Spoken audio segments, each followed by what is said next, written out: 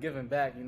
I love that. I love putting a smile on someone's face, changing someone's life, maybe in the smallest way, right? Because I'm Yeah. not doing big things, right? I'm just doing small gestures, just to help someone, get involved in the community, you know, change the perspective of us athletes. I think that, that this might be the first time in our relationship in which I gotta adamantly disagree with you, Blake Corum, because when you say that you're not doing big things, you're absolutely doing big things. Ricardo Report, bruh! Ladies and gentlemen, got a Ricardo Report exclusive. My main man, Blake Corum, aka the DUCE, is in the building. Blake, look, we go way back, bro, but I truly thank you for taking a moment here with me. Nah, I appreciate you for all you did when I was younger and to today. So I appreciate you. For anybody that doesn't know, bro, Blake and I, like we go way back. My first job in sports, I was working with an organization called SEN, the Sports and Entertainment Network. I saw Blake at an exposure camp that we saw, and I had never, Blake, seen any middle school student athlete as polished as you, who was more about his game than you were at that point. I knew that you were special. There's a lot of parents out there that aren't sure whether their student athlete really has it or not, or whether they just like playing the sport. Mm-hmm. When did you know that you were special? When did your family know? So I feel like we knew from a young age, right? I started playing ball, FYF, Fauquier Youth Football League, 5 touchdowns a game, right?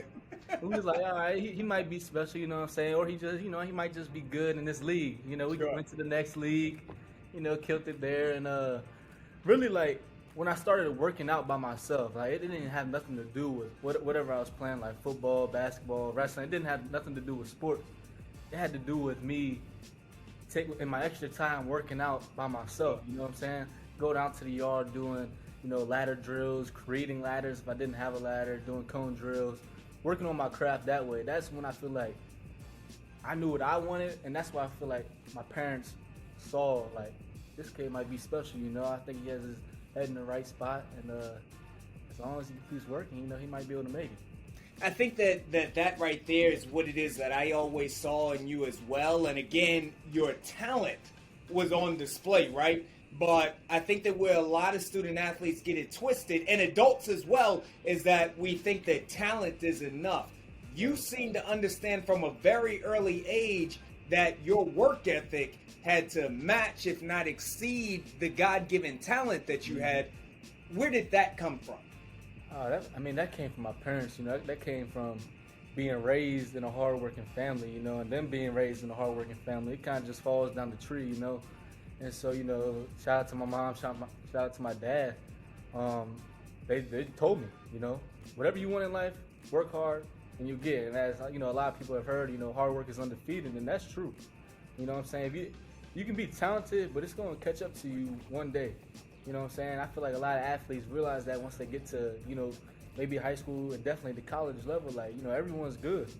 100%. I know that you and your pops, your families saying hashtag you work, I work. That was something that I would see.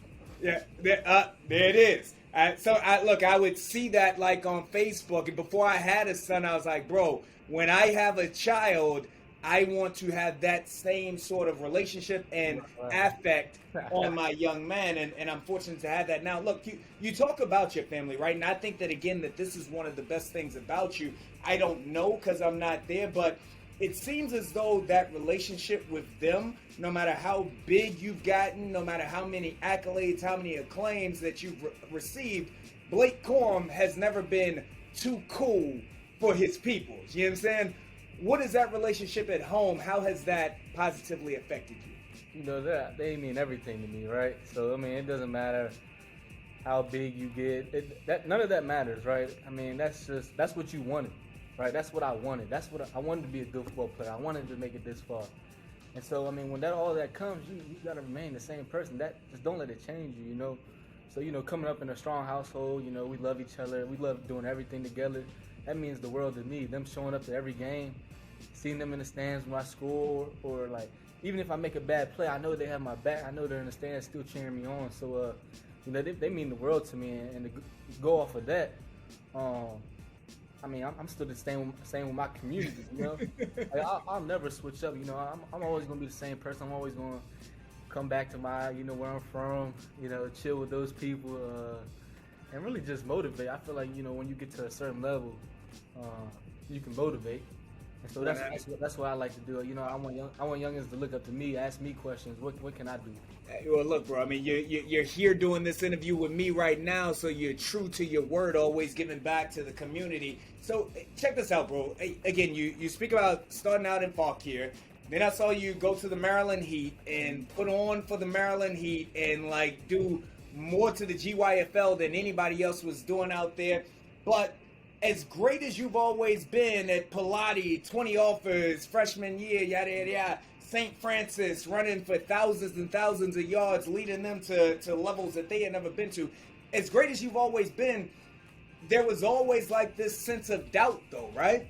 Like there were the haters that said, oh, Blake's not big enough. Oh, Blake's not explosive enough. Look at this guy over here, whom you've run past all of those guys, but that's another conversation. Look at this other guy, yet you have always gotten it done.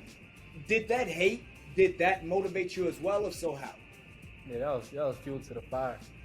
You know, I've already felt like, you know, everyone doubted me anyways. And so when people were saying those things, so and so is better than you, you know, you too small, you know, maybe you're not fast enough, you're not big enough.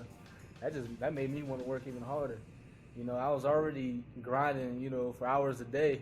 That made me add a couple more hours to my grind. You know, so, you know, that always motivated me, and until this day, that still motivates me. You know, because people still doubt me, and that's okay. You know, if no one's doubting on you, then you might not be doing something right. You know. Look, I know that you were blessed enough your senior year to go down there and play in one of the senior all-star showcases, one of the biggest in the nation. I know that I wanted for you to play in a different one, and I think that it's funny because even though they didn't bring you down, once you've made all of these accolades and doing all these big things, then they want to try to claim you, and they called me and asked me to retweet stuff. But that's a conversation for another day. So, St. Francis, right?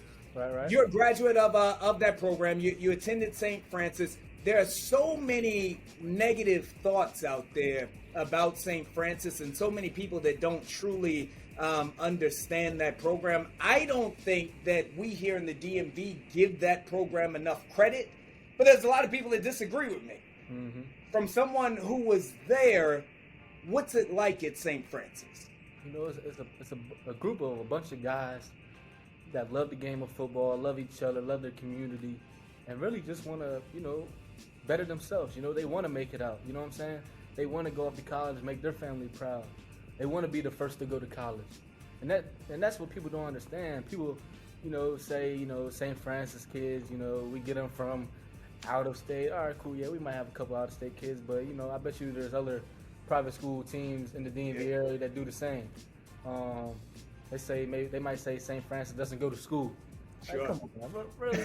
We don't go to school. Like, and look, like that's my pushback on that, because again, I'm familiar with your parents, and I don't think that your parents would have sent you to Baltimore if education wasn't at the forefront of that.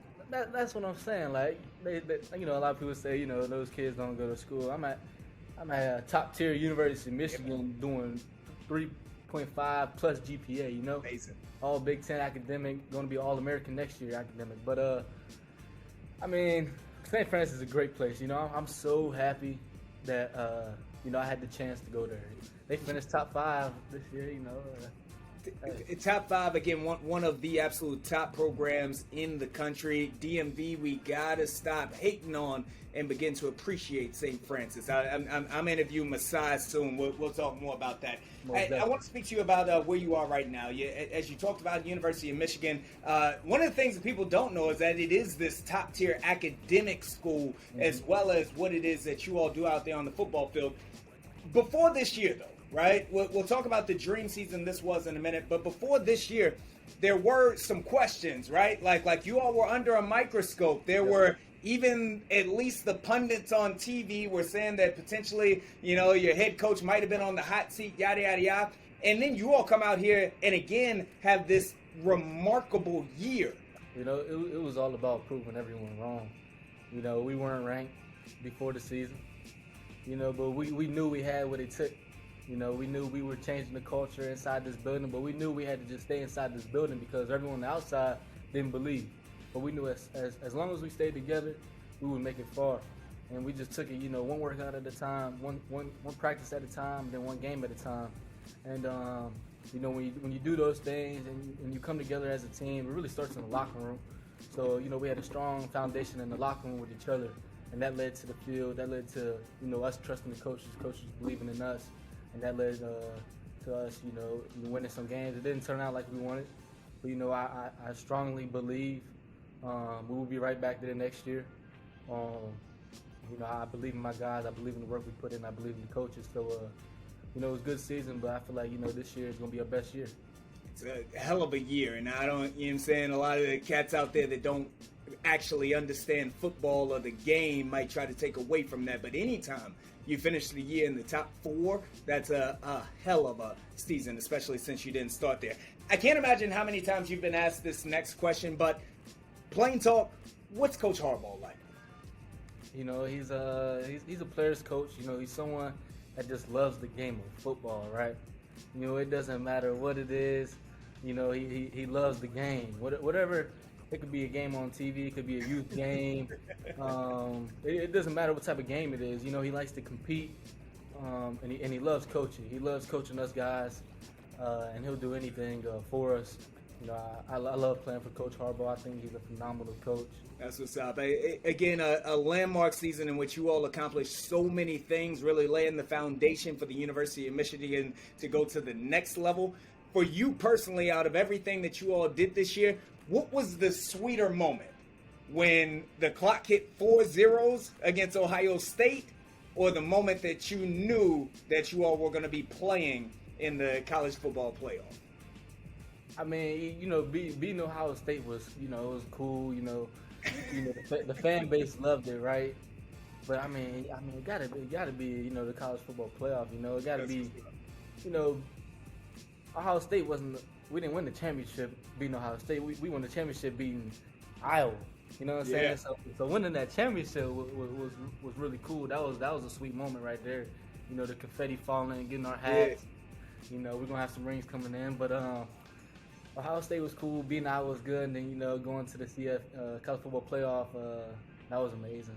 I think that's an interesting answer, right? Again, I'm not surprised by that coming from you, but essentially what you're saying is that as big of to the fans as it is to beat Ohio State, that wasn't the goal. Is that what you're saying?